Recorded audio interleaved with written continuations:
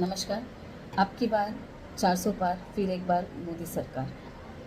आपण सर्वांना माहिती आहे की आता लोकसभा निवडणुका हा चालू आहे. हे निवडणुका म्हणजे आपल्याला पंतप्रधान निवडण्याची संधी भेटतं.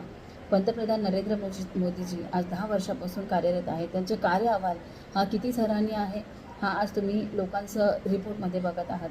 आज लोकांचं जे सराहना आहे, लोकांचं प्रेम आहे, म्हणून आपले लाडके पंतप्रधान नरेंद्र मोदीजी आज प्रधानमंत्री म्हणून आहेत.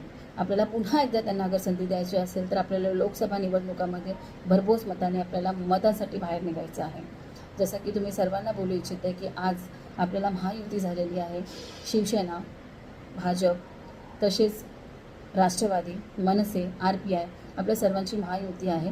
आपल्या सर्वांनी मिळून आपले जे कॅन्डिडेट आहेत शिवसेनेचे माननीय नरेश म्हस्के साहेब यांना आपल्याला भरघोस मतांनी निवडून आणायचं आहे. तेव्हा जाऊन आपण ठाणे लोकसभा हे आपल्या माध्यमातून आपण येऊ शकतो. तर आज आपल्याला पुन्हा एकदा नरेंद्र मोदीजी यांना प्रधानमंत्री म्हणून आणायचं आहे. तर आपल्याला मोठ्या संख्येने बाहेर निघून आपल्याला मतं करायचं आहे. जसं की आता उन्हाळा आहे तर लोक गावी गेलेले आहेत, काही लोक बाहेर आहेत, वेकेशनला जात आहेत. तर मी तुम्ही सर्वांना आवाहन करते, जे गावी आहेत त्यांनी ते या आणि मताचा जे तुमचा अधिकार आहे ते गाजवा. आणि तुम्ही जे वेकेशनमध्ये जाणार आहे तर कृपया तुम्ही प्लीज हा वेकेशन कॅन्सल करा. आणि आपल्या कारण की हे आपला अधिकारही नाही आहे, हे आपली गरज आहे. आज आपण कुणाला आपला देश सोपवत आहोत, कारण की हे पुन्हा 5 वर्ष आपल्या देशाला चालवणार आहे. तर आपल्याला आपल्या भविष्याचं, आपल्या मुलांचं भविष्याचा अगर विचार करायचा असेल तर मत हे आपला अधिकार आहे, प्लीज गाजवा. आणि तुम्ही सर्वांना आवाहन करते की आपल्या जे भारतीय जनता पार्टीचे महायुतीचे जे उमेदवार आहे, यंदा आपल्याला ठाणे लोकसभेचं जे चिन्ह आहे हे शिवसेना यांना गेलेलं आहे. तर आदरणीय जे आपले उमेदवार आहेत नरेश म्हस्के साहेब यांना आपल्याला मोठ्या संख्येने निवडून आणायचं आहे. तर आपल्या सगळं पदाधिकारी तर आम्ही सोमानी आपल्याला कामं करतच आहोत.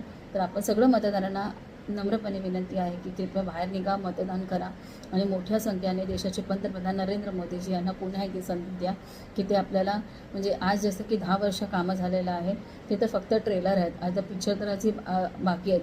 तुम्ही बघाल आता जे मॅनिफेस्टो मोदीजीकडनं निघाले आहे ते सगळं मॅनिफेस्टो वाचा आणि तुम्ही स्वतः विचार करा की आपल्याला कुणाला संधी द्यायचं आहे. आता बऱ्याच योजना आपल्या माध्यमातून म्हणजे आपल्या भारतीय जनता पार्टीच्या माध्यमातून बऱ्याच योजना आणि बऱ्याच जे आर्टिकल्स होते ते आपल्याला बघायला भेटलं. खूप म्हणजे एक पॉझिटिव्ह वातावरण आज आपल्याला संपूर्ण भारतात, अख्खा वर्ल्ड जगात आपल्याला बघायला भेटत आहेत. फक्त भारतात नाही, भारताच्या बाहेर पण आपल्याला नरेंद्र मोदीजीचं प्रेम भेटत आहे. ते प्रेम हा सराहनीय आहे.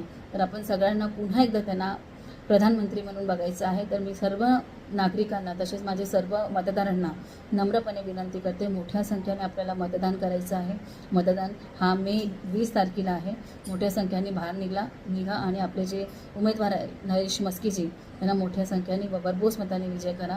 धन्यवाद. जय हिंद, जय महाराष्ट्र. भारतीय जनता पार्टीची विजय असो.